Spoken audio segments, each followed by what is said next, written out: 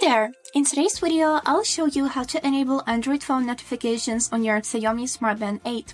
Let's get started. As a first step, we would need to open the Mail Fitness application and then go to the tab which is named Device. Scroll down and here go to the tab which is named App Notifications.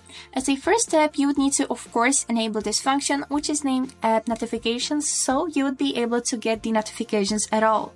Now as a next step, we can take a look on these two settings. First one is Sync All Notifications, and if you will enable this function, you will get all of the notifications that you are getting on your phone, on your band also.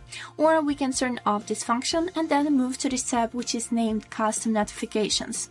Here you would be able to enable or disable notifications from apps. So for example, now I have enabled notifications from Messages and WhatsApp. And these two apps are the only one that I will get notifications from. So for example, we can enable some more. For example, Gmail, and also Google Wallet. Then click done and the changes will be saved. And this is it. I hope this video was helpful for you and thank you so much for watching.